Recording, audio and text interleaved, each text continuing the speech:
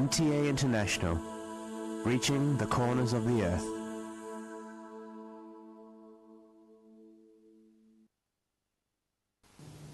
Coming up next is the Friday sermon of Hazrat Khalifatul Masih IV, Mirza Tahir Ahmad Sahib, Imam and the head of the worldwide Ahmadi Muslim community.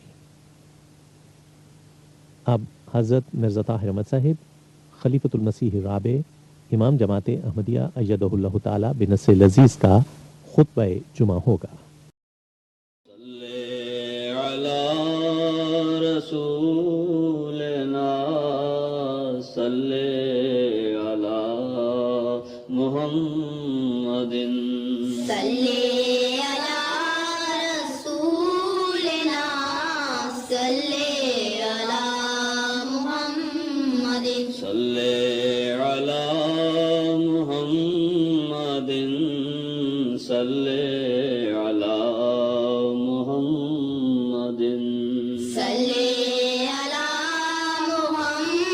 محمد صلی علی محمد صلی علی محمد صلی أشهد أن لا إله إلا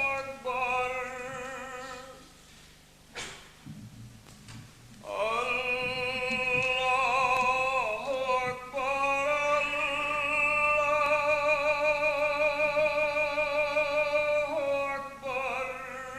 أشهد أن لا إله إلا الله أشهد أن محمدًا رسول الله أشهد أن محمدًا رسول الله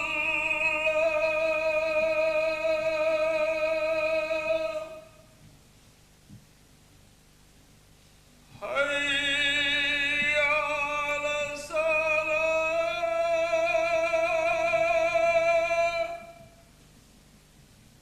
حي على الصلاة حي على الفلاح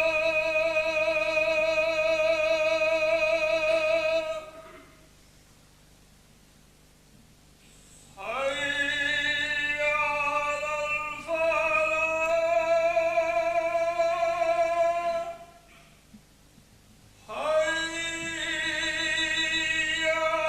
على الفلاح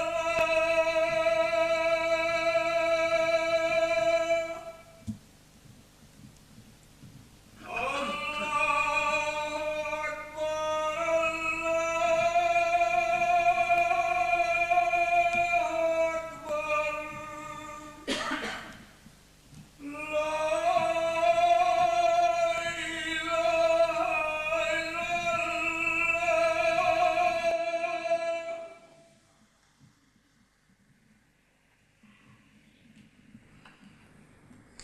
أشهد أن لا إله إلا الله وحده لا شريك له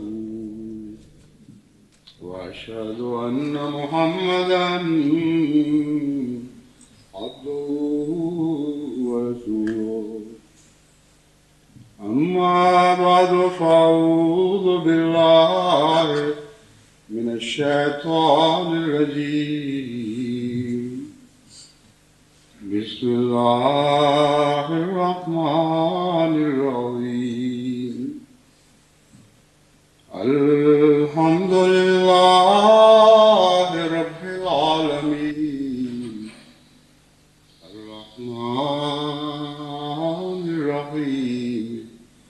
مالک یوم الدین ایاک نعبد و ایاک نستعین اهدنا الصراط المستقيم صراط الذين أنعمت عليهم غير المغضوب عليهم ولا الضالين.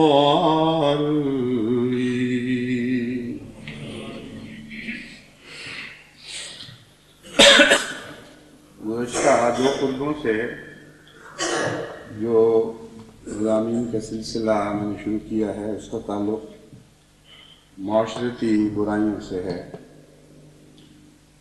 جیسا کہ میں نے بیان کیا تھا، معاشرتی برائیاں ماحول میں جب اونچی سطح تک پہنچتی ہیں تو ان کا درمیان میں ایسے خطوں سے تعلق پیدا ہو جاتا ہے جو ان برائیوں سے عاری ہوں. جب سطح بلند ہوتی ہے تو پھر اچھل اچھل کر پانی کناروں سے ایسی جگہ میں بھی گرتا ہے جو اس سے پہلے پانی سے محفوظ تھی. اسی طرح درجہ حرارت کا حال ہے. یہ قدرتی عوامل ہیں جن کے خلاف بیدار مغزی سے ہوشیار رہتے ہوئے انسدادی کارروائیاں کرتے رہنا چاہیے. معاشرتی برائیاں جو آج دنیا میں پھیل رہی ہیں یہ یوں تو بہت کثرت سے ہیں اور ہر ایک کا نام لے کر اس کا تفصیلی ذکر یہاں نہیں کیا جا سکتا. مشرق میں بھی یہ برائیاں ہیں اور مغرب میں بھی، لیکن نوعیتیں حالات کے مطابق بدل جاتی ہیں.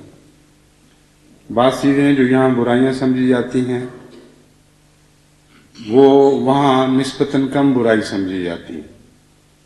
بعض چیزیں جو وہاں برائیاں سمجھی جاتی ہیں یہاں کوئی بھی ان چیزوں کو برائی کے طور پر نہیں دیکھتا. مثلا جھوٹ ہے. ابھی تک اس معاشرے میں جھوٹ کے خلاف ایک نفرت موجود ہے اور جھوٹ بالعموم اس معاشرے میں نہیں بولا جاتا. تو تیسری دنیا کے ممالک میں، جن میں بدقسمتی سے ہندوستان اور پاکستان بھی شامل ہیں، جھوٹ ایک روزمرہ کی عادت بن چکا ہے. ایک ایسی روزمرہ کی عادت جس کو کوئی نفرت کی نگاہ سے نہیں دیکھتا، گویا کہ ایک معاشرے کا طبی حصہ بن چکا ہے. اس کے برعکس بعض ایسی برائیاں ہیں جو یہاں چونکہ اس کثرت سے پیدا ہو چکی ہیں اور بہت آگے بڑھ گئی ہیں کہ ان کو اب برائیاں سمجھا نہیں جاتا. جنسی بے راہ روی ہے اور مرد اور عورت کا بے تکلف اور بے روک ٹوک اختلاط ہے. اس سے ملتی جلتی، اس سے تعلق رکھنے والی اور بہت سی باتیں ہیں. شراب نوشی ہے. یہ سارے امور ایسے ہیں جو اس معاشرے میں جو مغرب کا معاشرہ کہلاتا ہے، اس میں برائی کے طور پر نہ سمجھے جاتے ہیں. یہ باتیں نہ برائی سمجھی جاتی ہیں، نہ ان کے خلاف کسی تحریک کی ضرورت پیش آتی ہے. اس کی وجہ یہ ہے کہ یہ برائیاں بڑی دیر سے اس معاشرے میں قائم ہو کر آگے بچے دے چکی ہیں اور ان برائیوں کے بچے ان برائیوں سے بہت زیادہ خوفناک صورتیں اختیار کر چکے ہیں.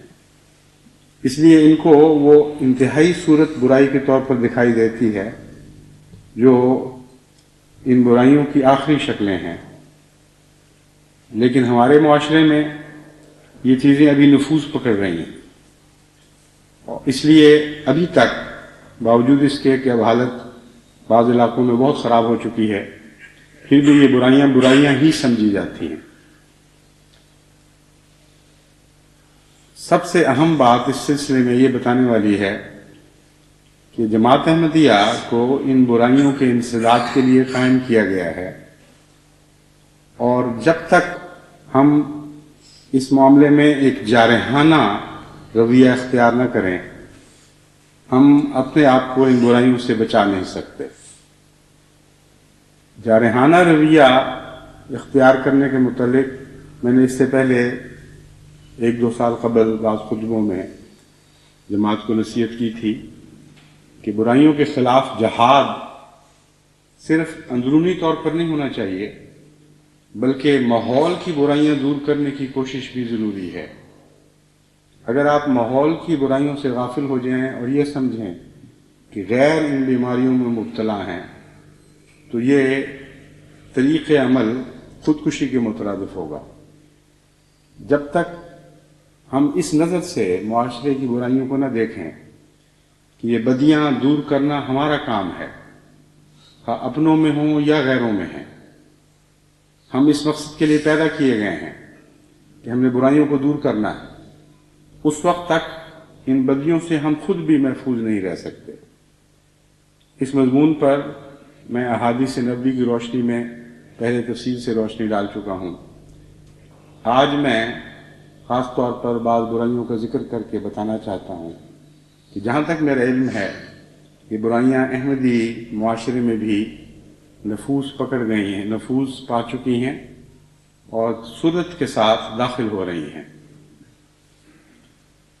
جو خبریں پاکستان سے ملتی ہیں ان سے پتہ چلتا ہے کہ شہروں میں تو اس پہلو سے بعض جگہ یورپ کی سی کیفیت پیدا ہو گئی ہے۔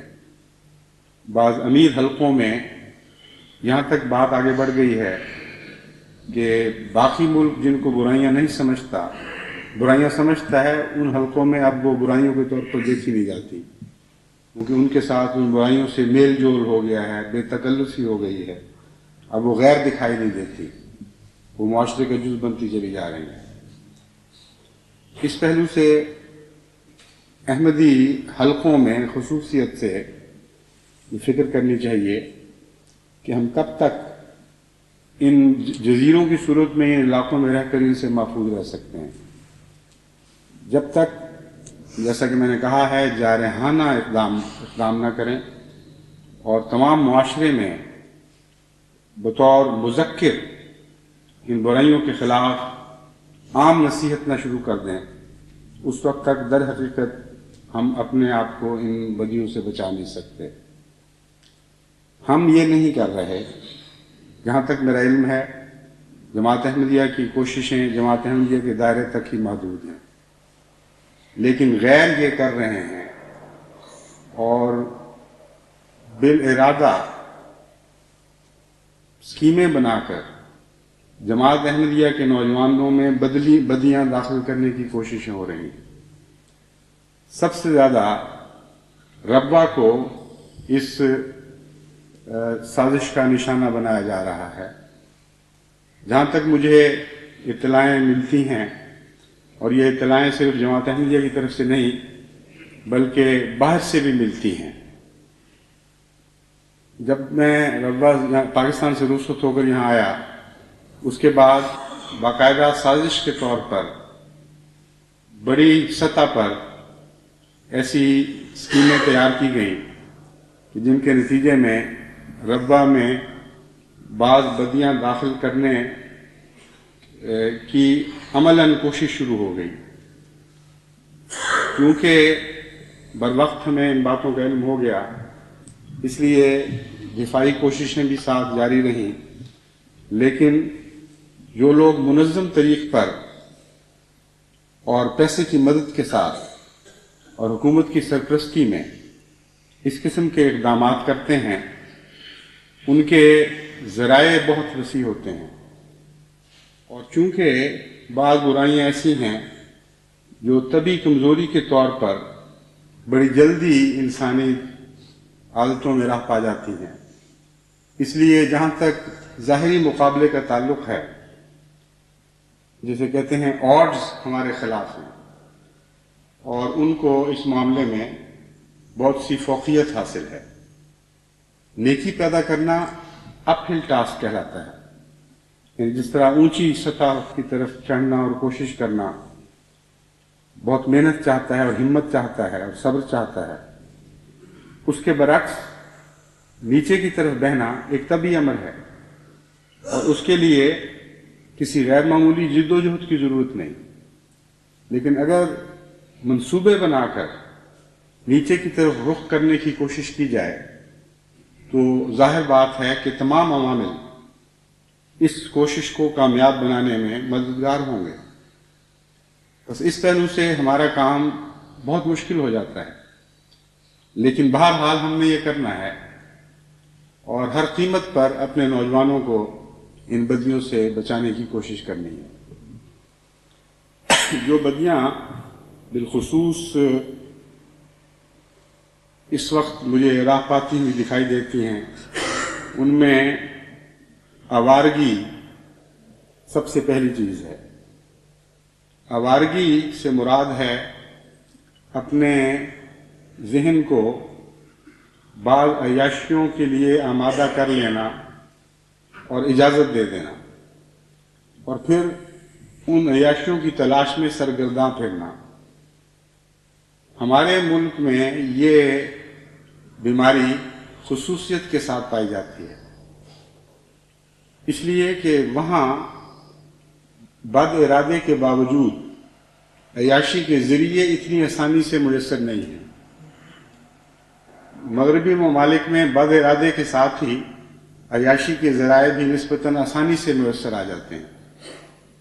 اس لیے جس چیز کو ہم اپنی زبان میں آوارگی سمجھتے ہیں وہ وہاں اور معنی رکھتی ہے اور یہاں اور معنی رکھتی ہے۔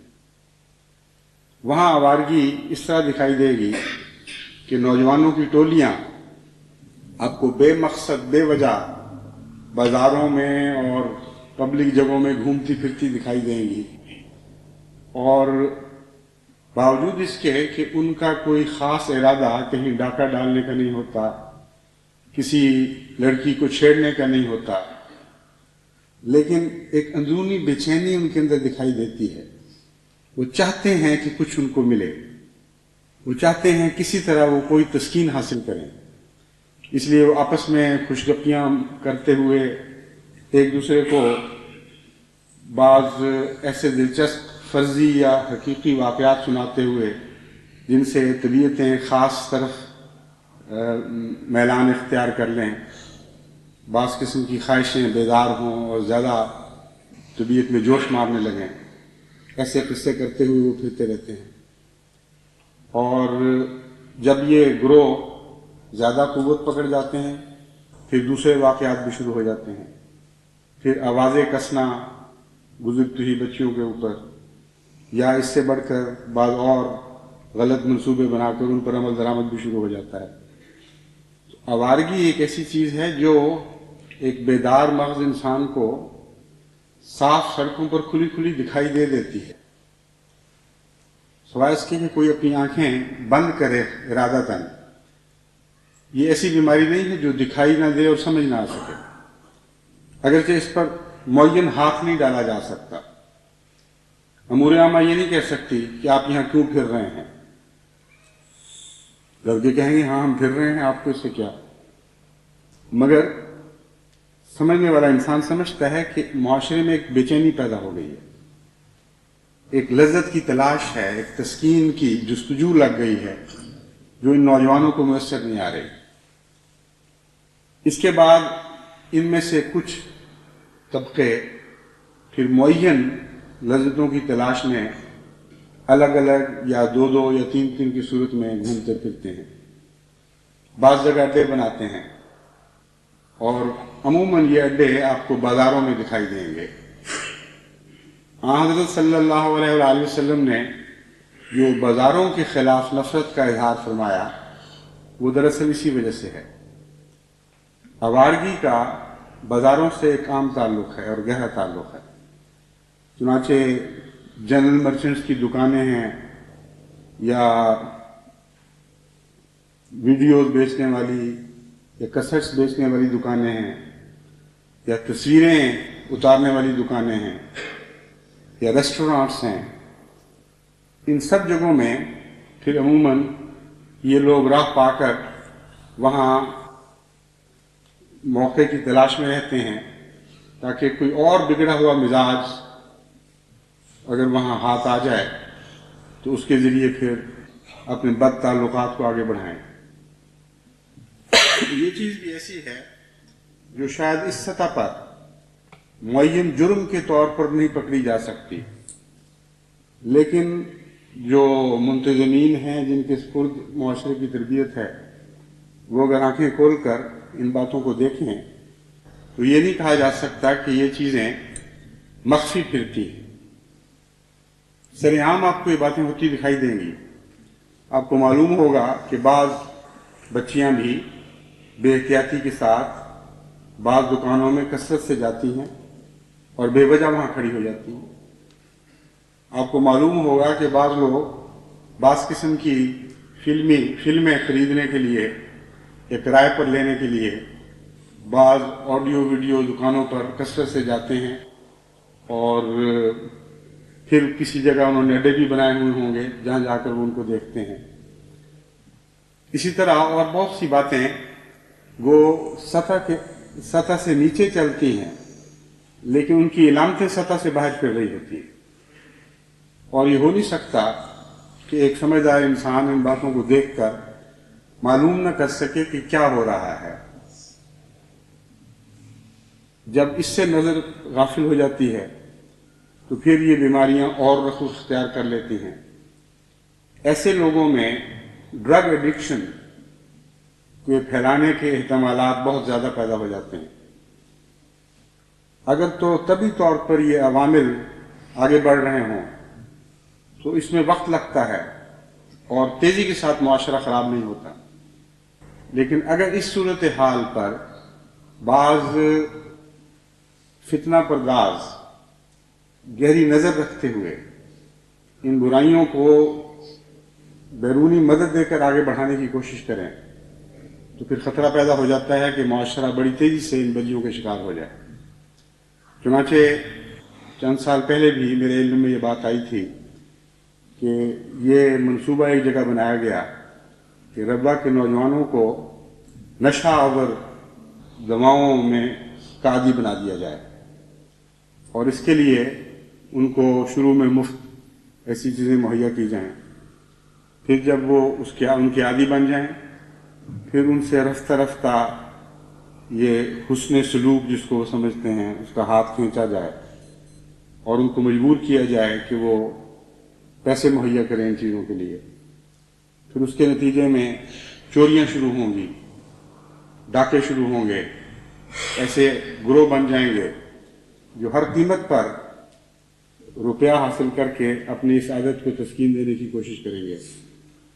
چنانچہ ان اطلاعوں کی توثیق بعض دفعہ اس طرح بھی ہوئی کہ بعض خواتین نے مجھے خط لکھا کہ ہمارا بچہ پہلے تو بے باک ہوا تھا، اب حالت یہ ہے کہ گھر کے پیسے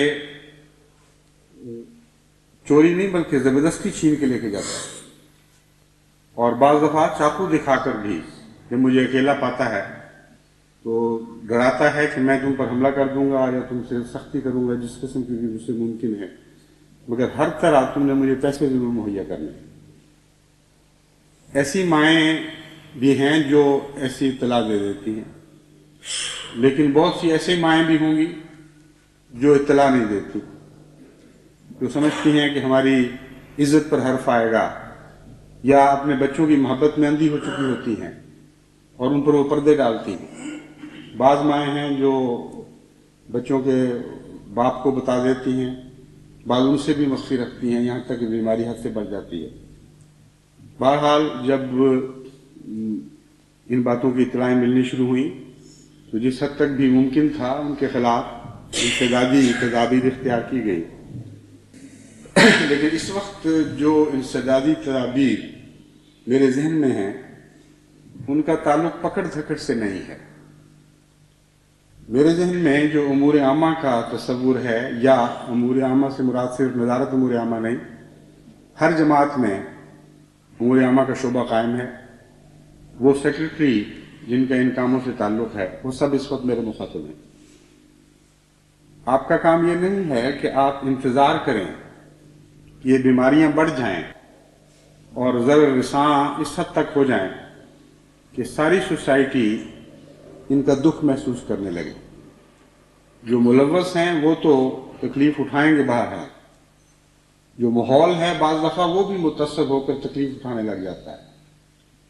اس وقت پھر اچانک بعض جگہ بیداری پیدا ہوتی ہے اور کہتے ہیں ان کے خلاف کارروائی کی جائے، ان کو جماعت سے نکالا جائے، ان کو پولیس میں دیا جائے، اور کئی قسم کی تدابیر اختیار کی جاتی ہیں. مگر وہ وقت دراصل اصلاح کا وقت نہیں ہوا کرتا. اس وقت معاملہ ہاتھ سے گزر چکا ہوتا ہے. اسلام کا جو تصور قرآن کریم نے پیش کیا اور حضرت اقدس محمد مصطفیٰ صلی اللہ علیہ وآلہ وسلم نے اپنی سیرت میں عملی نمونے کے طور پر دکھایا، وہ عام دنیا کے معاشرے کے تصور سے بالکل مختلف ہے. وہاں برائیاں ابھی جڑ بھی نہیں پکڑ چکی ہوتی، کوشش کر رہی ہوتی ہیں، تو ان کے خلاف انسدادی کارروائی شروع ہو جاتی ہے. اور تمام تذکیر کا نظام جو قرآن کریم میں ملتا ہے اور جس کو ہم نے سنت کی شکل میں حضرت اقدس محمد مصطفیٰ صلی اللہ علیہ وآلہ وسلم کی سیرت میں جاری دیکھا ہے، وہاں آپ کو پھل کا انتظار کرتے ہوئے لوگ دکھائی نہیں دیں گے، یعنی کڑوے پھل کا انتظار کرتے ہوئے لوگ دکھائی نہیں دیں گے. آپ کو ایسے مدبر دکھائی دیں گے جو یہ نظر رکھتے ہیں کہ بیج کہاں گرا ہے اور وہ کون سی زمین ہے جو اس کو نشو و نما دینے کے لیے آمادہ دکھائی دیتی ہے، اور وہاں سے اس کی بیخچنی کی جاتی ہے. سب سے پہلے جیسا کہ میں نے بیان کیا تھا، یہ برائیاں نیت پر حملہ کرتی ہیں اور پہلے نیت بگڑا کرتی ہیں. چنانچہ حضرت اقدس محمد مصطفیٰ صلی اللہ علیہ وآلہ وسلم نے ہمیں متنبہ فرمایا کہ سب سے پہلے اپنی نیتوں کی فکر کرو. اگر تمہاری نیتیں بدل گئیں تو پھر معاملے کو سنبھالنا بہت مشکل ہو جائے گا. کئی قسم کی حسین، خوبصورت، واضح مثالیں دے کر حضرت صلی اللہ علیہ وآلہ وسلم نے سمجھایا کہ دل جب ایک طرف رخ کرنے کا فیصلہ کر لیا کرتا ہے تو ظاہر میں اس کا رخ، جسم کا رخ کسی اور طرف بھی دکھائی دے، تب بھی بالآخر بات وہیں پہنچے گی جہاں دل نے فیصلہ کیا ہوا ہے. اس لیے ایک بات سب سے پہلے کھول کر ہمیں اپنے پیش نظر رکھنی چاہیے کہ دو ہی رخ ہیں جن کو ہم نے اپنے لیے اختیار کرنا ہے. ایک وہ جو حضرت اقدس محمد مصطفیٰ صلی اللہ علیہ وآلہ وسلم کا رخ ہے، جس کے اب قافلہ سالار ہیں، جن کے پیچھے قدم بڑھاتے ہوئے ہم نے آگے خیرات کی طرف بڑھنا ہے. اور ایک وہ رخ ہے جو دنیا پرستی کا رخ ہے. اس لیے جس معاشرے میں نیتیں دنیا پرستی کی طرف مائل ہو جائیں، وہیں سے خرابی کا آغاز شروع ہو جائے گا. وہ بالآخر وہیں پہنچیں گے جہاں اس سے پہلے دنیا پرست لوگ پہنچتے رہے ہیں. حضرت مسیح موعود علیہ السلام اس معاملے میں فرماتے ہیں، ہم ہوئے خیر امم تجھ سے ہی ہے خیر سے، تیرے بڑھنے سے قدم آگے بڑھایا ہم نے. بس اگر رخ حضرت محمد مصطفیٰ صلی اللہ علیہ وآلہ وسلم کی جانب رہے تو لازماً ہر قدم نیکی کی طرف اٹھے گا. برائیاں ہوتے ہوئے بھی اس سفر کے دوران برائیاں جھڑنی شروع ہو جائیں گی. نیکیوں سے عاری ہوتے ہوئے بھی ہر منزل پر آپ اپنے دامن کو پہلے سے زیادہ نیکیوں سے مزین اور مرصع پائیں گے. بس رخ کی طرف توجہ دینا بہت ہی اہم کام ہے. ایسے لوگوں کی نیتیں درست کرنا اور مشورے اور محبت کے ذریعے اور رہنمائی کے ذریعے ان کو سمجھانا، یہاں سے دراصل ہمارا جہاد شروع ہوتا ہے. انتظار کرتے رہنا کہ جرم حد سے بڑھ کر ایک بھیانک شکل اختیار کرے، پھر اس پر انسدادی کارروائیاں تو ہو نہیں سکتی، تعزیری کارروائیاں شروع کی جائیں، یہ ہمارا کام نہیں ہے، نہ ہمارا یہ مسلک ہے. ہم نصیحت کرنے والوں کی جماعت ہیں، اور نصیحت کرنے والی جماعت کو کچھ فوقیت، دوسروں پر فوقیت بھی حاصل ہوتی ہے، کچھ اس کی کمزوریاں بھی ہوتی ہیں. نصیحت ہر منزل پر یکساں اثر نہیں کیا کرتی. نصیحت چونکہ زیادہ تر انسدادی کارروائی سے تعلق رکھتی ہے، اس لیے بیماری ابھی آغاز میں ہو تو نصیحت کو اس کے اوپر بہت زیادہ رسوخ حاصل ہوتا ہے، بہت زیادہ قوت حاصل ہوتی ہے، اور جب بڑھ جاتی ہے تو جتنی بیماری بڑھتی ہے اتنی نصیحت نسبتاً کمزور اثر دکھانے لگتی ہے۔ بس بد ہو جانے والے لوگوں کو آپ نیکی کی طرف بلائیں گے تو بہت کم اثر پڑے گا، لیکن وہ جو بدی کی طرف رخ کرنے کا فیصلہ کرتے ہیں ان کو اس وقت سمجھانا اور روک لینا یہ نسبتاً بہت آسان ہے۔ اس لیے شروع سے ہی ان امور کی طرف توجہ ضروری ہے، اور پھر اس طریق پر توجہ چاہیے جس کو جو طریق قرآن کریم نے بیان فرمایا ہے۔ اللہ تعالیٰ فرماتا ہے ان الحسنات یذہبن السیئات، پھر فرمایا ادفع باللتی ہی احسن، پھر فرمایا ادفع باللتی ہی احسن السیئہ، کہ دیکھو حسنات نیکیوں کو حسنات بدیوں کو دور کر دیا کرتی۔ پھر فرمایا نیکیوں کے ذریعے مقابلہ کرو، پھر فرمایا نیکیوں کے ذریعے بدیوں کا مقابلہ کرو۔ حسنات سے کیا مراد ہے؟ یہ ایک بہت ہی حسین لفظ ہے اور بہت ہی وسیع معنی رکھتا ہے۔ اس مضمون میں سب سے پہلے تو یہ بات داخل ہے کہ آپ بدیوں کا مقابلہ درستی اور سختی سے نہیں کر سکتے، بلکہ حسن کے ساتھ کر سکتے ہیں۔ آپ کے اندر کشش ہوگی تو بدیوں کا مقابلہ کر سکیں گے۔ آپ کے اندر اگر تیزی اور مزاج میں سختی ہوگی، آپ کے مزاج میں اگر تیزی اور سختی ہوگی اور خشونت پائی جائے گی تو آپ در حقیقت مذکر بننے کے اہل نہیں رہتے۔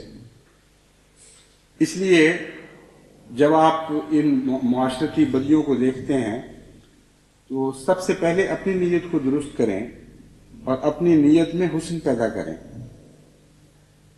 اور ان لوگوں کا درد محسوس کریں جو برائیوں کا شکار ہیں۔ ان لوگوں کے خلاف اگر نفرت دل میں پیدا ہوتی ہے اس نفرت کو دبائیں اور اپنی اصلاح کی طرف متوجہ ہوں۔ اپنا ذہن اپنے دماغ کے محدود دائرے سے نکال کر دوسرے کے دماغ کے دائرے میں داخل کرنے کی کوشش کریں اور سوچیں کہ وہ کیوں یہ کر رہا ہے، کیا عوامل ہیں جس نے ان چیزوں کو ان باتوں پر اس کو مجبور کر دیا ہے۔ پھر حکمت کے ساتھ رفتہ رفتہ حسن دے کر اس کی بدیوں کے ازالے کی کوشش کریں۔ یہ کیسے ہو سکتا ہے، اس کی مثالیں میں آگے تفصیل سے آپ کے سامنے رکھتا ہوں۔ پہلی چیز جو میں بیان کر رہا ہوں وہ یہ ہے کہ جب آپ کسی چیز کو پیدا ہوتے دیکھتے ہیں تو لازم ہے کہ اس کے عوامل پر غور کریں کہ کیوں ایسا ہو رہا ہے۔ ربوہ میں قائد خدام الاحمدیہ کے طور پر بھی رہا ہوں، مختلف جماعتی خدمتوں پر مامور رہا ہوں، اور وقف جدید سے تعلق کی وجہ سے سارے پاکستان کے دیہات سے بھی اصلاحی رنگ میں میرا ایک تعلق رہا ہے۔ اس لیے اپنے تجربے کی روشنی میں بعض باتیں آپ کے سامنے رکھتا ہوں۔ کئی قسم کے لوگ مجھے ملے ہیں اس کام کے دوران۔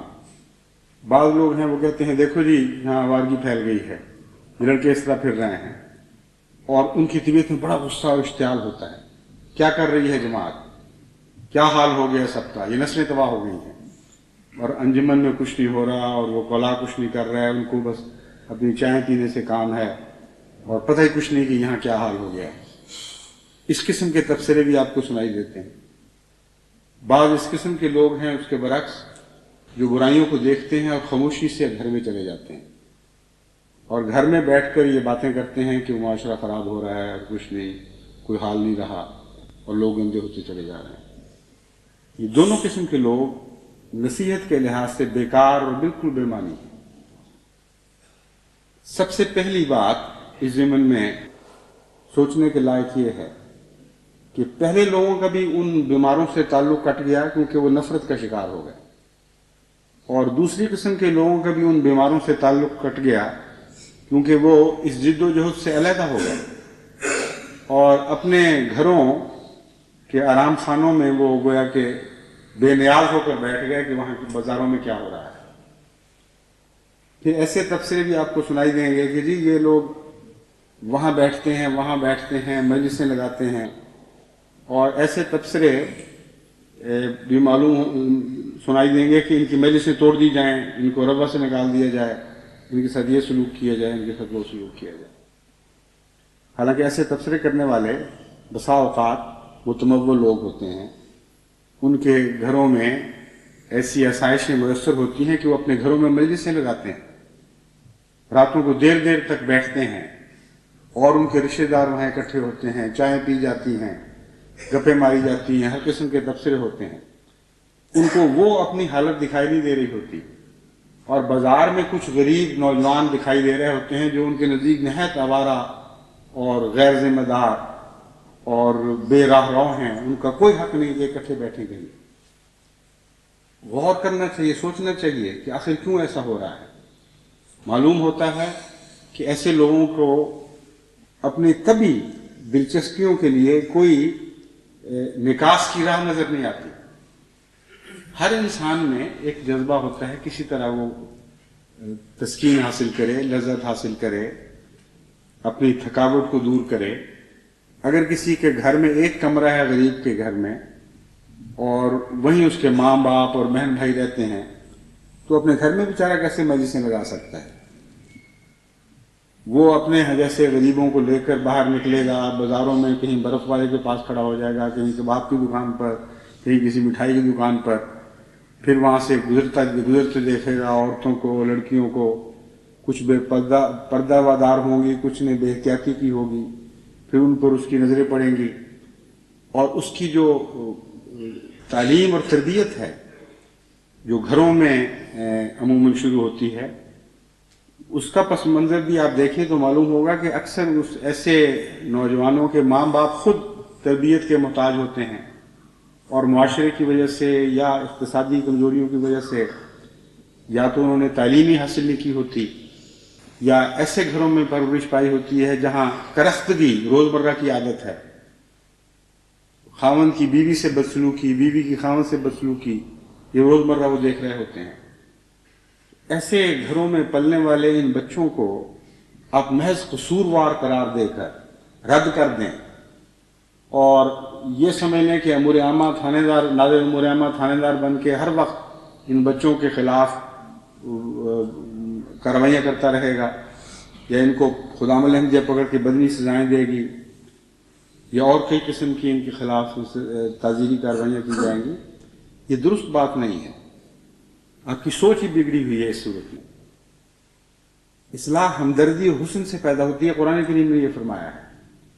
حسن کے بغیر برائی دور نہیں ہو سکتی، اور یہ رد عمل جس کا میں نے جس کی مثال آپ کے سامنے پیش کی ہے، یہ حسین رد عمل نہیں ہے، یہ ایک ظالم رد عمل ہے، اس کا حقیقت سے کوئی تعلق نہیں۔ اس لیے سب سے پہلے تو جو تربیت کے ذمہ دار ہیں ان کی تربیت ضروری ہے، ان کو خود اپنی تربیت کرنی چاہیے، اپنے نفس کا محاسبہ کرنا چاہیے، اپنے دل کو ٹٹول کر دیکھنا چاہیے کہ اس قسم کے جب وہ نظارے دیکھتے ہیں تو ان کے دل میں ان بیچارے نوجوانوں کے لیے ہمدردی پیدا ہوتی ہے یا نفرت پیدا ہوتی ہے۔ اگر نفرت پیدا ہوتی ہے تو وہ لوگ خود بیمار ہیں، ان بیچاروں پر کی کیا اصلاح کریں گے؟ پھر جب آپ دیکھتے ہیں کہ بعض لوگ ویڈیوز لے کے جاتے ہیں ہندوستان کے گانوں کی فلمیں یا یورپ کی بعض فلمیں، اور اکٹھے ہو کر کہیں دیکھتے ہیں، تو بعض لوگوں کو آگ لگ جاتی ہے، کس قدر تباہی پھیل گئی ہے، اڈے بنے ہوئے ہیں، امور عامہ کچھ نہیں کر رہی، خدا ملحمدیہ کچھ نہیں کر رہی، انصار اللہ کچھ نہیں کر رہا، صدران محلہ بے پرواہ ہیں۔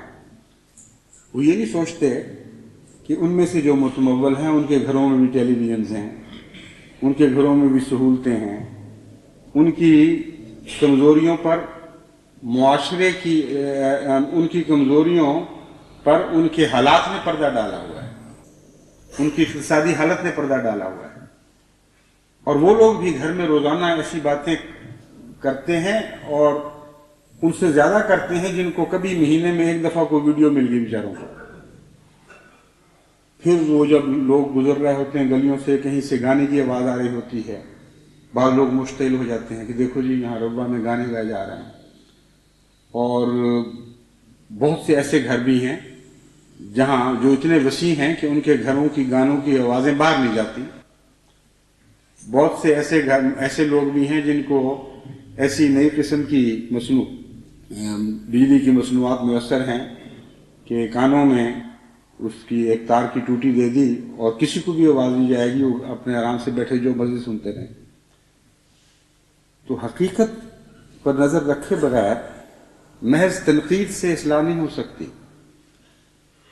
یہ ٹھیک ہے کہ گانوں کے اوپر کسی زمانے میں جماعت میں بہت سختی ہوا کرتی تھی، اور بعض لوگ ان میں سے ایسے ہیں جن کو قادیان کے وہ زمانے یاد آ جاتے ہیں. وہ کہتے ہیں جی دیکھو قادیان میں فلاں جگہ گانے کی آواز آئی تھی تو مریامہ نے یہ کام کیا تھا، ان کو گھروں سے نکال دیا تھا، ان کی دکانیں بند کرا دی تھی. لیکن وہ یہ نہیں سوچتے کہ وہ کون سا ماحول تھا اور یہ کون سا ماحول ہے. وہ حضرت مسیح موعود علیہ السلام کے تربیت یافتہ صحابہ کی نسلیں تھیں جن کے والدین نے اپنے گھروں میں سوائے تلاوت یا پاکیزہ نظموں کے کچھ بھی نہیں سنا ہوا تھا.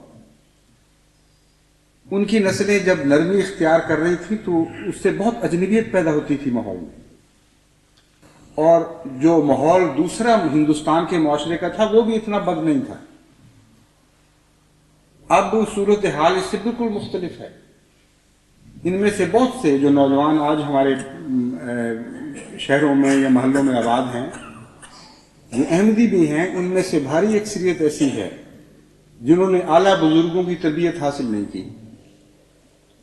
ربوہ میں بھی ارد گرد سے، صرف ارد گرد سے نہیں بلکہ سارے پاکستان سے، بلکہ اس سے باہر سے بھی بہت سے ایسے لوگ آباد ہوئے ہیں جا کر جن کا اپنا تربیتی پس منظر بہت کمزور ہے. ایسے لوگ جو مشرقی افریقہ سے وہاں گئے یا انگلستان سے گئے یا اور دوسرے ملکوں سے گئے، انہوں نے اپنے ماحول میں اس سے بہت زیادہ گانے سنے، رقص و سلوک دیکھے، فلمیں روزمرہ چلتی دیکھی، اور ان کے نزدیک کی کوئی برائی نہیں تھی. وہ یہ ساری چیزیں نہ صحیح ان میں سے کچھ چیزیں لے کر ربوہ پہنچ گئے. پھر جیسا کہ میں نے بیان کیا، اقتصادی بدحالی کی وجہ سے بہت سے آراموں سے یہ لوگ محروم ہیں. نہ ان کے گھروں میں پنکھے ہیں، نہ ان کے گھروں میں علیحدہ بیٹھنے کی جگہ ہیں، نہ ان کو اچھا کھانا میسر ہے. ان بیچاروں کی عیاشی کی انتہا یہ ہے کہ اچھا گانا سنیں، اور جب وہ سنتے ہیں تو آپ لوگ ان کو ایسی غضب کی نظر سے دیکھتے ہیں کہ تباہ ہو گئے ہیں، یہ لوگ ذلیل لوگ ہیں، انہوں نے ساری دنیا کو تباہ کر کے رکھ دیا ہے، اور جماعت احمدیہ کے اوپر داغ لگ گئے ہیں. ان کو زبردستی، جس طرح جراح گندے عضو کو کاٹ کے پھینکتا ہے، ان کو کاٹ کر اپنے معاشرے سے الگ کر دو. یہ غیر حقیقی باتیں ہیں. اس کا مطلب یہ ہے کہ ہم خود ایک تصنع کی زندگی بسر کر رہے ہیں اور تصنع کی حالت میں سوچ رہے ہیں. ان سب لوگوں کی مجبوریوں اور تکلیفوں پر نظر رکھنا ضروری ہے. وہ تکلیفیں اصل بیماریاں ہیں، وہ ناداری کی حالتیں اصل بیماریاں ہیں. ان معاملات میں آپ ان سے ہمدردی نہ رکھیں اور بیچارے اپنے معصومانہ رنگ میں تھوڑا سا بھی اپنے دل کی تسکین کا سامان پیدا کریں تو آپ غیظ و غضب کا شکار ہو جائیں. یہ ہے اصل بیماری روحانی جو آپ کو لاحق ہے. اس لیے سب سے پہلے تو اصلاح کرنے والوں کو اپنے نفس کی اصلاح کرنی چاہیے. ایک دفعہ مجھے یاد ہے ربوہ میں نے اپنی مجلس عاملہ کو کہا، انصار اللہ میں تھا یا غلام احمدیہ میں، غالباً انصار اللہ کی بات ہے. میں نے ان سے کہا کہ بہت سارے لوگ ہیں، لڑکے ہیں بیچارے، جو آوارگی کا شکار ہوتے چلے جا رہے ہیں اور ان کے متعلق لوگ شکایتیں کرتے ہیں. تو کیوں نہ ہم یوں کریں کہ اپنے میں سے ہم اپنی ذمہ داری یہ کر لیں کہ ہم میں سے ہر ایک یا دو یا تین کو خصوصیت کے ساتھ اپنا دوست بنانے کی کوشش کرے گا، ان سے وہ تعلق رکھے گا، ان کے مسائل سنے گا، ان کے دکھوں کو اپنانے کی کوشش کرے گا، اپنا سکھ ان کے ساتھ بانٹنے کی کوشش کرے گا، اور دیکھیں تو صحیح کہ پھر کیا نظر آتا ہے۔ چنانچہ ہم میں سے جس نے بھی اس نصیحت پر عمل کیا اس کی اپنی حالت بدل گئی۔ بعض نے مجھے بتایا کہ بڑے دردناک حالات ہیں۔ ہم نے جب ان کے پاس بیٹھے، ان سے چائے پہ بلایا، اول تو وہ حیران رہ گئے کہ ہمارے تو لوگ منہ پہ تھوکا کرتے تھے کہ یہ کون خبیث انسان ہے، اور یہ اچھا والا معزز شریف آدمی یہ اپنے گھر چائے پہ بلا رہا ہے۔ کہتے ہیں اسی احسان کے سلوک نے اس کی حالت بدلی۔ پھر جب اس کے حالات معلوم کیے تو پتہ لگا کہ یہ بہنوں کا حال ہے، یہ فلاں بھائیوں کا حال ہے، ماں باپ کی اس طرح ناچاکی ہے، یہ گھر میں غربت کا ماحول ہے، یہ تنگیاں ہیں۔ تو بجائے اس کے کہ ایسے شخص سے وہ نفرت کرتے، ان کے لیے ان کے دل میں ہمدردی پیدا ہوئی، محبت پیدا ہوئی، ان کے لیے کئی ایسے اقدامات کا موقع ملا جو اپنے کمزور بھائی کے لیے ایک نسبتاً متمول بھائی کیا کرتا ہے۔ حسب توفیق ان کی خدمت کی توفیق ملی ان کو۔ اور بعض ایسے نوجوان تھے جن کے متعلق میری رپورٹیں یہ تھی کہ یہ اتنے گندے ہو چکے ہیں اس لائق نہیں کہ ان کو ربا میں ٹھہرنے دیا جائے۔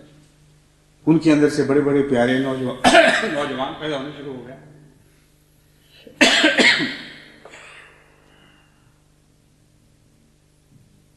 بس اصلاح کا جو منبع ہے وہ آپ کا دل ہے۔ آپ کے دل میں اگر حسن ہوگا تو آپ اصلاح کر سکیں گے۔ ادفع باللتی ہے احسن السیئہ فرمایا ہے اللہ تعالیٰ نے۔ سختی کے ذریعے بدی کو روکنے کا کہیں کوئی حکم نہیں ملتا،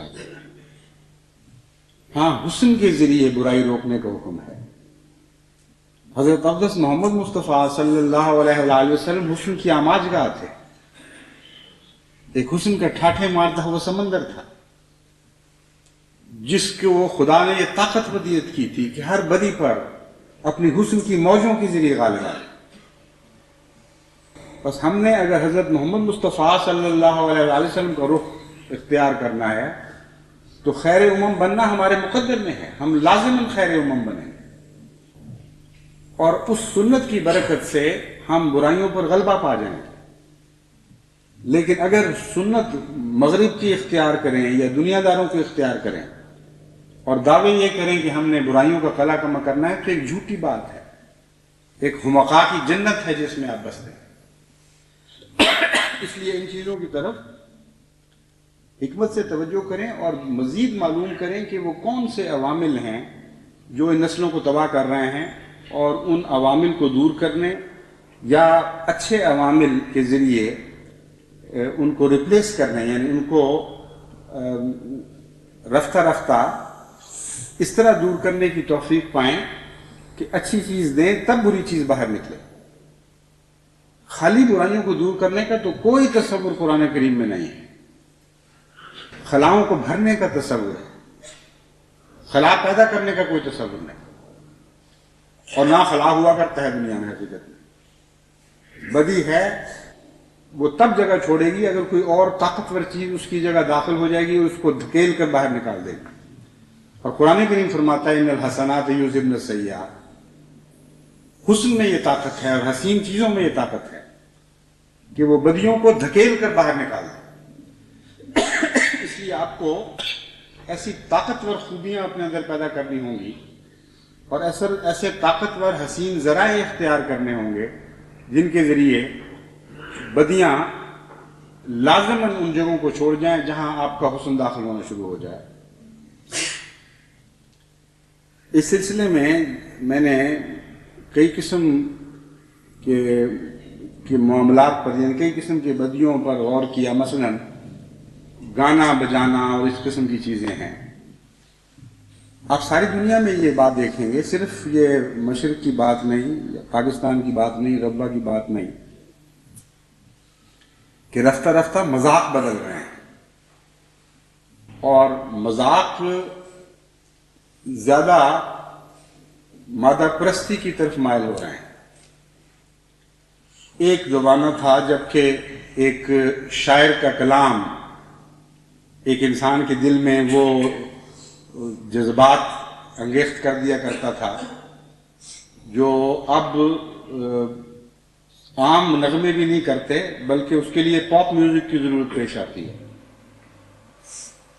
مذاق بگڑے ہیں رفتہ رفتہ، اور مادیت کی طرف زیادہ میلان ہوتا چلا گیا ہے۔ مذاق اگر لطیف ہوں تو ایک اچھا کلام، ایک اچھا ادب پارا انسان کے دل میں اور دماغ میں ایسے تموج پیدا کر دیتا ہے کہ دنیا میں جو عام میوزک کے شیدائی ہیں، نغموں کے شیدائی ہیں، وہ ان لذتوں کا تصور بھی نہیں کر سکتے۔ اس لیے مذاق کی صحت کی طرف اور درستی کی طرف توجہ بہت ضروری ہے۔ اگر آپ جائزہ لیں گے پاکستان کا مثلا خصوصیت سے، تو آپ وہاں بھی یہ محسوس کریں گے کہ پرانی نسلوں کا ادبی معیار بلند تر تھا۔ جو پہلے زمانے کے لوگ تھے یا بچے پڑھا کرتے تھے، ان کے اسکولوں میں بھی اور اسکولوں سے باہر بھی ایک ادبی ذوق شوق کی باتیں ہوا کرتی تھیں، ادبی ذوق شوق کا ماحول تھا، اور شعر و شاعری کا ماحول تھا۔ وہ شعر و شاعری اس زمانے میں بعض نیک لوگوں کو بہت ہی بری لگا کرتی تھی۔ وہ سمجھتے تھے یہ لڑکے تباہ ہو رہے ہیں شعر و شاعری کی وجہ سے۔ لیکن آج کے ماحول میں اگر دیکھیں تو وہ شعر و شاعری کے ماحول میں پڑھنے والے لوگ یہ پاپ میوزک کے پاگل شیدائیوں کو پاگل سمجھتے ہیں اور سمجھتے ہیں یہ تباہ ہو رہے ہیں۔ تو یہ نسبتی چیزیں ہیں، اور ان کے عوامل پر آپ غور کریں تو آخری تان اس بات پر ٹوٹے گی کہ معاشرے کا مذاق بعض مطالبے کرتا ہے۔ اگر آپ نے مذاق کی اصلاح نہ کی اور مطالبوں کی راہ میں کھڑے ہو گئے تو آپ کبھی کامیاب نہیں ہو سکتے۔ مذاق بلند کریں اور مذاق کے مطالبے پورے کریں، یہ دو چیزیں اکٹھی ہونا ضروری ہے۔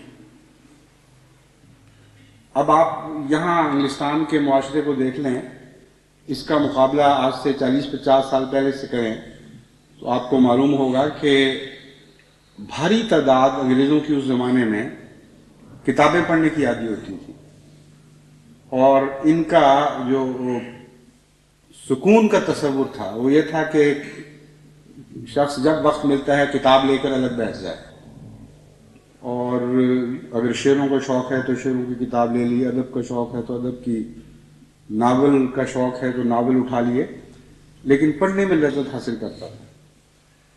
اب ایک بھاری فیصد تعداد ان لوگوں کی ایسی ہے جو صرف ٹیلی ویژن دیکھ کر لذت یابی کرتی ہے، اور وہ لوگ جو باہر نہیں نکل سکتے، جو گھروں میں بیٹھتے ہیں، اب وہ زیادہ تر پڑھنے کی بجائے وہ ٹیلی ویژن کا سوئچ آن کیا اور بیٹھے نظارے دیکھتے رہتے ہیں۔ پھر جس قسم کی تربیت ٹیلی ویژن کی کرتی ہے ان کی اس کے ساتھ ساتھ ہوتی چلی جاتی ہے۔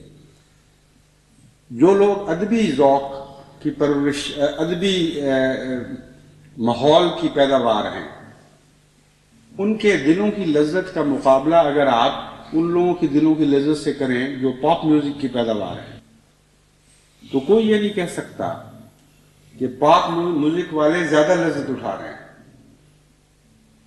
لذتوں کی نوعیت میں فرق پڑ جاتا ہے، لیکن جس قسم کا ذوق ہے اس ذوق کو پورا کرنا ہی دراصل لذت ہے۔ تو اگر ہماری نسلیں بیمار ہو رہی ہیں تو ان کے مذاق کو درست کرنے، ان کے ذوق کو درست کرنے کی طرف توجہ بڑی ضروری ہے، اور اس کے لیے بہت سے اقدامات کیے جا سکتے ہیں۔ یہ کہہ دینا کہ وہ آپ ان کے گانے بند کر دیں گے زبردستی اور گلیوں میں آوازیں بند ہو جائیں گی، اس سے بیماری دور ہو جائے گی، یہ پاگل پن ہے۔ بیمار چیخیں مارتے ہوئے بیمار کے اوپر آپ لحاف ڈال دیں اور چیخیں آنی بند ہو جائیں، اس کو تو علاج نہیں کہا جاتا۔ تکلیف دور کرنا ضروری ہے، اس لیے بہتر مذاق پیدا کرنا نہایت اہم کام ہے۔ اس کے لیے میں نے بہت سے ذرائع سوچے ہیں، ان کے متعلق انشاءاللہ میں ہدایتیں جاری کروں گا۔ بہرحال کام ایسا ہے جو وقت چاہتا ہے، لیکن شروع بہرحال ہونا چاہیے، اور ایسا کام ہے جس میں معاشرے کے ہر طبقے تک پہنچ کر اس کے ذوق کی اصلاح اور بہتر ذوق پیدا کر کے اس کے ذوق کی طلب کو پورا کرنے کے سامان کرنا، یہ دراصل اصلاحی کارروائی ہے۔ اب ہم شعر و ادب کی بات کر رہے تھے۔ ایک زمانہ تھا قادیان میں، مجھے یاد ہے، جبکہ چھوٹے چھوٹے بچے بھی شعروں کی کاپیاں بنایا کرتے تھے، اور اس زمانے میں غزلیں ان کاپیوں میں لکھنا یا محبت کے اشعار لکھنا اگر جرم نہیں سمجھا جاتا تھا تو رستے سے ذرا ہٹی ہوئی بات ضرور معلوم ہوتی تھی۔ اس لیے ایسے نوجوان اپنی کاپیاں بعض دفعہ چھپا کے رکھا کرتے تھے کہ بزرگوں کو نظر نہ آ جائیں کہیں کہ ہم نے کیا لکھا ہوا ہے۔ اور مجھے یاد ہے ایک دفعہ ایک میرے کلاس میں بیٹھے ہوئے طالب علم کی کاپی تھی، اس کو میں نے اٹھا کے دیکھا، میرا خیال تھا شاید اس میں کلاس کی باتیں ہوں گی، تو اس پر ایک شعر تھا، اس کا ایک مصرع تھا، شعروں کے انتخاب نے رسوا کیا مجھے، کہ میں کہاں پکڑا جانا تھا، مجھے لوگوں کو کیا پتہ لگتا کہ میرے دل میں کیا باتیں ہیں، لیکن جو شعروں کا انتخاب میرا نظر آ گیا لوگوں کو، اس نے مجھے رسوا کر دیا۔ اس زمانے وہ معصوم زمانہ تھا، یہ حال تھا، لیکن ان شعروں میں بھی وہ نوجوان اتنی لذت پاتے تھے اور شعر ان کے ذوق کی تعمیر بھی کیا کرتے تھے کہ اس کے نتیجے میں سلجھی ہوئی نسلیں پیدا ہوئی ہیں۔ پھر وہی ذوق تھا جو تبدیل ہو کر حضرت مسیح موعود علیہ السلام کے اشعار کی سے لذت حاصل کرنے کی صلاحیت پیدا کر گیا۔ اگر ادبی ذوق ہی نہیں ہے تو آپ اس کو دوسری طرف اسی قسم کی چیز میں منتقل کر نہیں سکتے۔ جن کو شعر و شاعری کا شوق ہے وہی پھر آخر اعلیٰ درجے کے لطیف مضامین کو سمجھنے کی صلاحیت رکھتے ہیں اور اعلیٰ درجے کے کلام سے لذت یابی کی صلاحیت رکھتے ہیں۔ چنانچہ ایسے نوجوان ہیں جن کو میں نے بچپن میں ہم بہت سے ایسے نوجوانوں کو جانتے تھے جن کا ابتدائی ذوق صرف دنیاوی شاعروں کے کلام تک محدود تھا، لیکن رفتہ رفتہ پھر وہ دینی مضامین کی طرف منتقل ہو گیا، پھر وہ حضرت مسیح موعود علیہ السلام کے کتب کے شیدائی ہو گئے، آپ کے غلام کے عاشق بن گئے، اور رفتہ رفتہ ان کی کیفیت بدلنی شروع ہوئی۔ تو سوال یہ ہے کہ وہ چیزیں جو اس زمانے میں جرم دکھائی دیتی تھیں، در حقیقت وہ جرم نہیں تھیں، بلکہ انسانی فطرت کے ساتھ ایک تعلق رکھنے والی ایسی باتیں تھیں جن کو ہم جدا نہیں کر سکتے۔ ادب لطیف جس کو کہتے ہیں، اس کے لیے انسانی فطرت میں خدا نے ایک طلب رکھ دی ہے۔ اگر اس طلب کو آپ پورا نہیں کریں گے اور رستہ بند کریں گے تو پھر یہ کسی اور رخ کو اختیار کرے گی، کوئی اور رستہ اپنا بنائے گی جو اس سے بدتر ہوگا۔ اس لیے ایک طریق مثلا یہ بھی ہے کہ بجائے اس کے کہ آپ سختی اور تشدد سے فلمی گانوں کے رجحان کو بند کریں، آپ اچھے شعراء کا کلام جو نہایت اعلیٰ درجہ کا طبیعتوں پر اثر کرنے والا کلام ہے، اس کو بغیر میوزک کے اچھے گانے والوں کے سے پڑھوا کر ان کے کیسٹس مہیا کریں، اور وہ جو بیچارے کیسٹس بیچنے والے ہیں ان کی روزی کا بھی خیال کریں۔ ان کو آپ یہ کہہ کر کس طرح گانوں کی فلمیں بھیجنے سے روک سکتے ہیں کہ بہت بری بات ہے، آپ کے لیے تو بری بات ہے، اس نے تو اس سے روٹی بھی کمانی ہے بیچارے نے، اس لیے اس کا بھی تو متبادل انتظام ضروری ہے۔ اس ذوق کی تسکین کرنے کے لیے کوئی اچھی چیز ہو جو اس برے ذوق سے لوگوں کو روک سکے، تو ایسے اچھے کلام ہیں کلاسیکل، اگر نہیں تو ہمارے موجودہ زمانے میں بھی بڑے بڑے اچھے شعراء پیدا ہوئے ہیں، مثلا فیض احمد فیض ہے، احمد فراز ہیں، احمد ندیم قاسمی بھی بہت اچھا کہنے والے ہیں۔ ان کی مختلف قسم کی نظمیں ہیں، کچھ معاشرتی خرابیوں کو دور کرنے کے لیے انہوں نے نظمیں ایسی کہی ہیں جو بظاہر عشق کی باتوں سے شروع ہوتی ہیں اور بالآخر وہ معاشرتی برائیوں کے تجزیے پر جا کر ختم ہوتی ہیں، اور بڑے بااثر کلام ہے۔ محمد بن تاثیر ہوا کرتے تھے، ان کا بہت اعلیٰ درجے کا کلام تھا، بہت اچھی اچھی نظمیں ہیں۔ اور اس دور کے شعراء میں بالعموم آپ یہ دیکھیں گے کہ محبت اور عشق کی باتیں سمودی گئی ہیں معاشرتی حالات کے ساتھ، اور کسی نہ کسی رنگ میں اصلاحی اثر رکھتے ہیں۔ تو ان کی نظمیں ہیں، ان کو ان کی ریکارڈنگ کر کے اگر مہیا کریں اور نوجوانوں میں یہ شوق پیدا کریں کہ فلمی گانوں کی بجائے ان کی طرف متوجہ ہوں۔ اور اس قسم کی اور بہت سی باتیں ہیں جن کے تفصیل میں یہاں جانے کا وقت نہیں ہے، مگر میرا مطلب یہ ہے کہ تعمیری کام ہے۔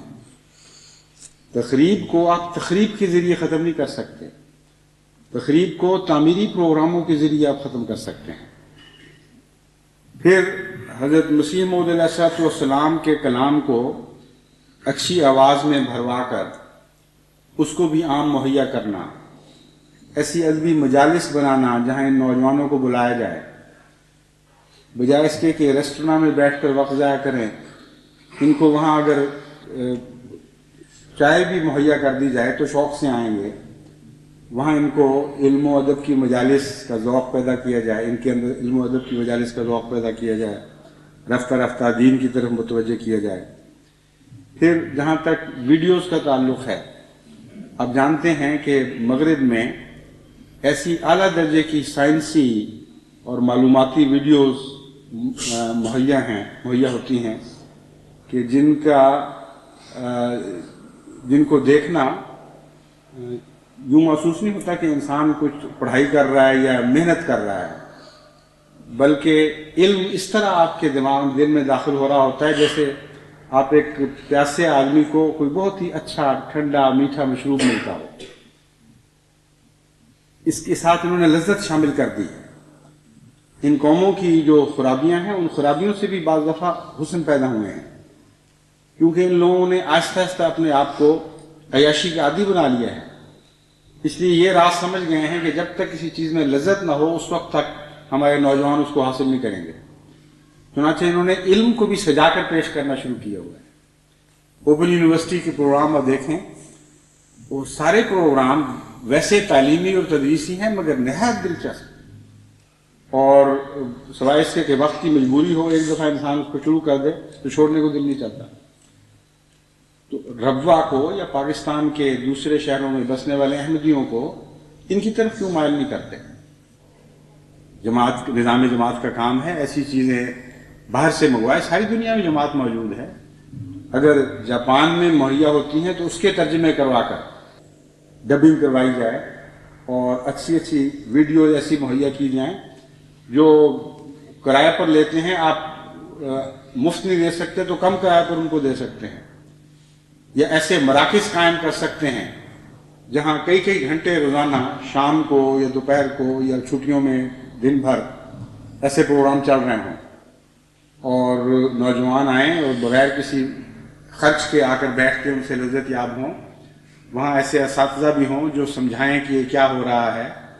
مثلا یہ جو فلمیں ہیں سمندر کی زندگی کی اور پرندوں کی زندگی، حیوانات کی مختلف شکلیں، ایکو سسٹم ہے دنیا میں وہ کس طرح چل رہا ہے، کائنات کیا چیز ہے،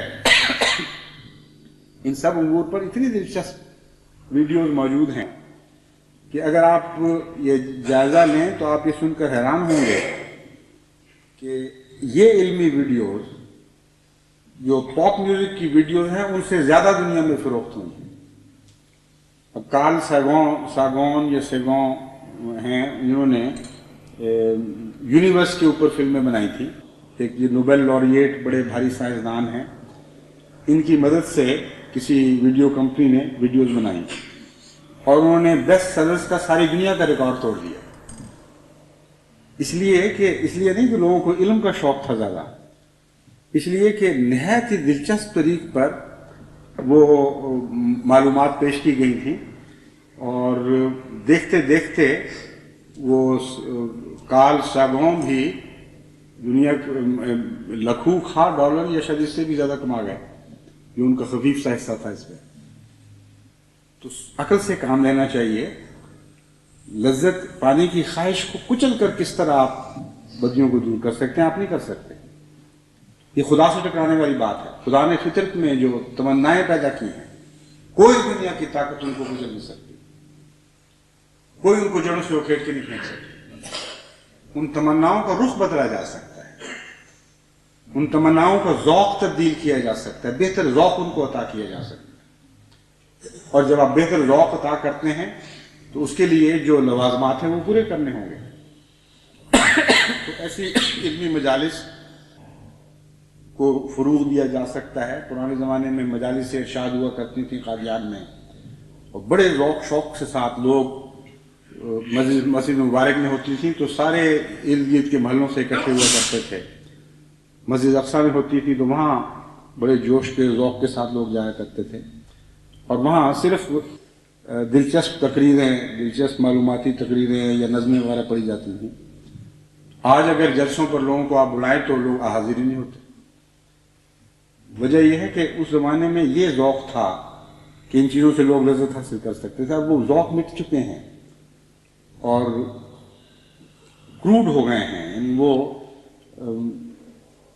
ایسی ان کی سطح نیچے ہو گئی ہے، زمین کے قریب تر ہو گئے ہیں بجائے آسمان کی طرف بلند ہونے کے۔ اس پہلو سے اور بھی بہت سے پروگرام ہیں، مگر وقت کی رعایت سے میں ان کی تفاصیل آپ کے سامنے نہیں رکھنا چاہتا، لیکن انشاءاللہ تعالی انتظامیہ کو ایسی ہدایتیں جاری کی جائیں گی۔ آخری بات پھر میں یہی کہوں گا کہ دل گداختہ پیدا کیے بغیر، وہ دل جو غیر کی تکلیف محسوس کرتا ہے، اس کے بغیر آپ معاشرے کی اصلاح نہیں کر سکتے۔ اور یہ دل گداختہ اپنوں اور غیروں میں فرق نہیں کیا کرتا۔ آپ صرف اپنوں کے لیے دل میں ان باتوں کا دکھ محسوس نہ کریں، بلکہ غیروں کے لیے بھی کریں۔ ان نوجوانوں کو جن کی آپ اصلاح کرتے ہیں، ان کو ساتھ لے کر کبھی نکلیں اور دوسرے سوسائٹی کے دکھ ہوئے حصوں کا جا کر ان کو نظارہ کروائیں، ان کی خدمت کا جذبہ ان کے اندر پیدا کریں۔ یہ بھی ایک نہایت اعلیٰ درجے کی لذت ہے۔ جس کو یہ ذوق عطا ہو جائے وہ بعض دفعہ باقی سب لذتوں سے بے نیاز ہو جایا کرتا ہے۔ اس لیے بڑی حکمت کے ساتھ رفتہ رفتہ آگے قدم بڑھانے پڑیں گے۔ یہ وہ لوگ ہیں جو آئندہ احمدیت کا مستقبل ہے۔ ان کو نفرت کی نگاہ سے دیکھ کر ضائع نہ کریں، ان کو غم اور دکھ کی نگاہ سے دیکھیں، ان کو پیار کی نظر سے دیکھیں، ان کو اپنے ساتھ لگانے کی کوشش کریں۔ پھر وہ لوگ جہاں جو ان کو اڈے مہیا کرتے ہیں ان سے ملیں، ان کو آنکھوں میں آنکھیں ڈال کر سمجھائیں، ان کو بتائیں کہ تم یہ ٹھیک نہیں کر رہے، ان کو ان کے بگڑے ہوئے مزاجوں کی اصلاح کی طرف توجہ کرو، بجائے اس کے کہ ان کے بگڑے ہوئے مزاجوں کو بدتر کرنے میں ان کی مدد کرو۔ بس یہ سارے امور ایسے ہیں جن کے متعلق مجھے یقین ہے کہ جماعت احمدیہ بنیادی طور پر صلاحیت رکھتی ہے اللہ تعالیٰ کے فضل کے ساتھ، اس لیے کہ ہم جو کچھ کرتے ہیں خدا کی خاطر کرتے ہیں، اور جب ہماری نیتیں خدا کی خاطر ہیں، ہم واقعتاً نیکی کو پنپتا دیکھنا چاہتے ہیں، اس کو بڑھانا چاہتے ہیں، اس کو نشو و نما دینا چاہتے ہیں، اور نیتیں ہماری صاف ہیں، تو پھر دعا کے ذریعے، حکمت کے ذریعے، صبر کے ذریعے اگر ہم آگے بڑھیں گے تو اللہ تعالیٰ کے فضل سے ہمیں اس کی ضرور توفیق ملے گی۔ میں نے بار بار ربوہ کے حوالے دیے ہیں اس وجہ سے کہ ربوہ کی دوری کی وجہ سے مجھے شدید فکر رہتی ہے کہ ربوہ میں کیا ہو رہا ہے، اس لیے کہ اگرچہ مرکز بظاہر مرکز فی الحقیقت تو خلیفہ وقت کے ساتھ ہی گھومتا ہے، لیکن جو انتظامیہ مرکز ہے وہ بہرحال ربوہ میں ہے۔ ربوہ کے اوپر اگر خدا نہ خواستہ برائیوں نے حملہ کر دیا اور وہاں کی ہماری نوجوان نسلیں خراب ہوئیں تو اس کا ساری دنیا کی احمدی جماعتوں پر برا اثر پڑے گا۔ اس لیے بہت ہی اہمیت رکھتا ہے یہ مقام، خاص طور پر بار بار میں نے اس کا ذکر اس لیے کیا مگر یہ مراد نہیں ہے کہ انگلستان کی جماعت ان برائیوں سے محفوظ ہے، یا جرمنی کی جماعت ان برائیوں سے محفوظ ہے، یا امریکہ کی جماعت ان برائیوں سے محفوظ ہے۔ وہاں یہ برائیاں جتنی ربوہ میں پائی جاتی ہیں اس سے زیادہ پائی جاتی ہیں، لیکن اگر ربوہ والی برائیاں صرف یہاں پائی جائیں تو آپ کو برائی دکھائی نہیں دے گی، کیونکہ آپ دوسرے معاشرے میں رہ رہے ہیں۔ یہاں آپ سمجھیں گے بڑا ہی شریف نوجوان ہے، وہ صرف گانے سنتا ہے، باہر نہیں نکلتا، ڈانس کرنے نہیں جاتا، شراب نہیں پیتا، وہ اور کئی قسم کے بد کام نہیں کر رہا، ڈرگ کا عادی نہیں ہے، تو آپ تو اس کو ایک بڑا متقی اور بزرگ سمجھ رہے ہوں گے، جس بیچارے کو وہاں نہایت ہی ذلیل اور رسوا اور گندا انسان سمجھا جاتا ہے۔ تو معاشرے کے فرق کے ساتھ برائیوں کے تصور بھی بدل جاتے ہیں۔ آپ کو اور قسم کے خطرات ہیں، امریکہ کو اور قسم کے خطرات ہیں، ہر ملک میں یہ خطرات بہرحال ہیں، اور ساری دنیا کی جماعتوں کی انتظامیہ کو ان خطرات کا تجزیہ کر کے حسب حال مناسب کارروائیوں کی طرف توجہ کرنی چاہیے۔ ان سارے امور کے ساتھ دعا کو ہمیشہ یاد رکھیں۔ میں پھر بھی یاد کراؤں گا، خصوصیت سے اس کا ذکر آپ سے کروں گا، لیکن یہ یاد رکھیں کہ ہماری کوئی کوشش بھی برکت حاصل نہیں کر سکتی جب تک دعا کے ذریعے ہم ان کوششوں کو سیراب نہ کریں۔ ہماری کوششیں شجر طیبہ ہیں، اور ہر درخت پانی کا محتاج ہوا کرتا ہے۔ شجر طیبہ خصوصیت کے ساتھ آسمانی پانی کا محتاج ہوتا ہے، جو دعا کے ذریعے میسر آیا کرتا ہے۔ اللہ تعالیٰ ہمیں توفیق عطا فرمائے کہ اس عظیم جد و جہد کا ہم حق ادا کر سکیں۔ ابھی ہمیں بہت محنت کرنے کی ضرورت ہے۔ میں آئندہ خطبے میں آئندہ خطبے میں تو نہیں، اگلے آئندہ خطبے میں تو تحریک جدید کا ذکر ہوگا خصوصیت کے ساتھ، اس کے بعد انشاءاللہ حسب توفیق اس مضمون کو آگے بڑھا کر آپ کو یہ بات سمجھانے کی کوشش کروں گا کہ اگلی صدی جس میں ہم نے داخل ہونا ہے اس میں دن بہت تھوڑے رہ گئے ہیں، اور کام ہمیں بہت زیادہ کرنے ہیں۔ بہت سی ایسی برائیاں ہیں جو ابھی تک ہمارے ساتھ چمٹی ہوئی ہیں، ان کو جسم سے اتار پھینکے بغیر، اپنے آپ کو ہلکا کیے بغیر، صاف ستھرا اور پاکیزہ بنائے بغیر اگر ہم اگلی صدی میں داخل ہوں گے تو پھر اگلی صدی کے پرلے کنارے پر جو برائیاں ظاہر ہوں گی آپ اندازہ کر سکتے ہیں کہ ان کا کیا حال ہوگا۔ اللہ تعالی ہمیں توفیق عطا فرمائے کہ اس عظیم کام کا حق ادا کر سکیں۔